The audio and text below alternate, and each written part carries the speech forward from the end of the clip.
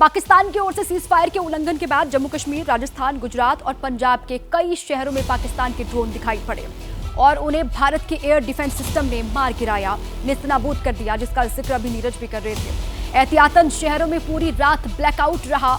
इस वक्त बड़ा अपडेट ये आ रहा है कि पंजाब के अमृतसर से जहां ब्लैकआउट खत्म हो गया, लेकिन अभी भी वहां पर अमृतसर में रेड अलर्ट जारी किया गया है। अभी भी लोगों से घरों में रहने की अपील वहां पर की गई है और अमृतसर के डीसी ने यह बयान अभी सुबह 5:24 पर जारी किया है कि लोगों को वहां पर अभी भी एहतियात बरतना है। रेड अलर्ट वहां पर अभी भी लोगों के लिए जारी है।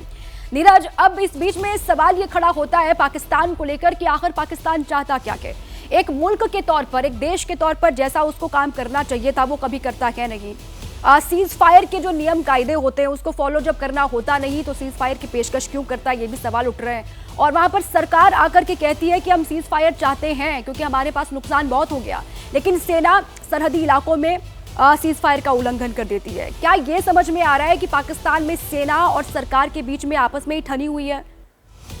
आपने बिल्कुल ठीक कहा है कि पाकिस्तानी सेना, जिस तरह से हमारे देश में लोकतंत्र में जो सेना है, भारतीय सेना, चाहे वो थल सेना, नौसेना, वायुसेना हो, वो सब जो चुनी हुई सरकार है हमारी केंद्र सरकार की, उसके अंतर्गत, उसके अधीन जो है, उसके दिशा निर्देश पर ही काम करती हैं।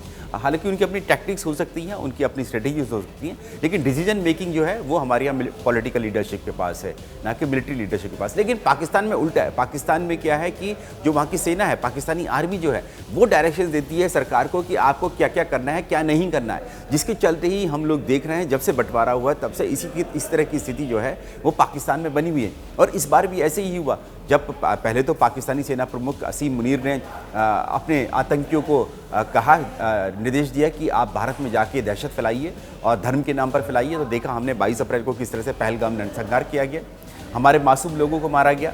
उसके बाद जब भारत ने जवाबी कार्रवाई की 15 दिन बाद, तो वहाँ पर त्राहिमाम मच गया, पाकिस्तान में मच गया। जितने टेररिस्ट इंफ्रास्ट्रक्चर था, आतंकियों के हेडक्वार्टर थे, चाहे फिर वो जैश ए मोहम्मद का भावलपुर में हो या फिर मुरीद के में हो, पंजाब के प्रांत में पाकिस्तान के लश्कर तैयबा का, हिजबुल मुजाहिदीन का, बहुत बड़ी संख्या में इनके टेरर कैंप्स, वहाँ पर आतंकियों को ढेर किया गया। बड़े बड़े आतंकियों को, जो कमांडर्स हैं जैश ए मोहम्मद के, लश्कर तैयबा के, उन सबको ढेर किया गया, जो जानकारी सामने निकल कर आई है। 100-150 से भी ज़्यादा आतंकी मारे गए। लेकिन अब उसके बाद हुआ ये कि जब पाकिस्तान सरकार ने मिन्नतें की, तो पाकिस्तानी सरकार के कहने पर, अमेरिका के कहने पर, अमेरिका ने भी दखल दिया और अमेरिका ने कहा कि युद्ध विराम के लिए कहा।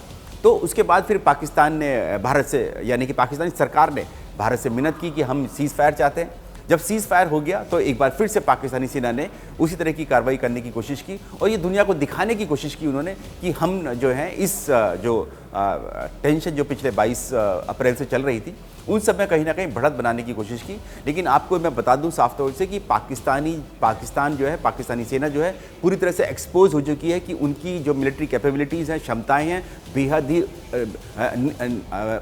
बहुत ही बेकार उनकी जो है उनकी कैपेबिलिटीज़ हैं। उनकी जो एयर डिफेंस सिस्टम है वो कहीं से भी किसी भी तरह से भारत की जितनी भी मिसाइल थी या ड्रोन्स थे, उनको कोई पकड़ नहीं पाई। हमारे फाइटर जेट्स ने जो जाकर जो है पाकिस्तान में जाकर स्ट्राइक की, उस सब के बावजूद भी दुनिया को दिखाने के लिए ये पाकिस्तानी जो है सेना है, जो है अपनी सरकार के माध्यम से, उनके प्रधानमंत्री के माध्यम से ये कहने की कोशिश कर रही है कि इस जो हुआ है, तनाव हुआ है भारत और पाकिस्तान के बीच में, उसमें उन्होंने बढ़त बना ली है। लेकिन इसमें साफ तौर से भारत ने बढ़त बनाई है। भारत ने जिस तरह से दुनिया को दिखाया है कि हम आतंकवाद के खिलाफ जंग लड़ रहे हैं, हम युद्ध नहीं चाहते, जैसे कि हमारे NSA अजीत डोभाल ने भी कल कहा, लेकिन हम आतंकवाद के खिलाफ हमारी जंग जारी रहेगी और आतंकवाद हम किसी भी कीमत पर सहन नहीं करेंगे, चाहे वो पाकिस्तान हो या कोई दूसरा देश हो। और अगर इस तरह की घटना पाकिस्तान की तरफ से एक बार फिर से हुई, जैसे पहलगाम नरसंहार हुआ, तो इसे युद्ध माना जाएगा और युद्ध की तरह ही इसे देखा जाएगा।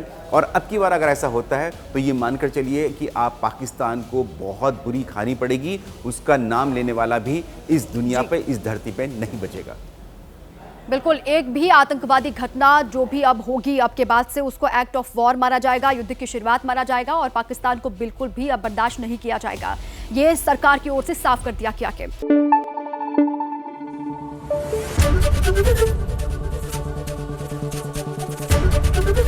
ABP न्यूज आपको रखे आगे।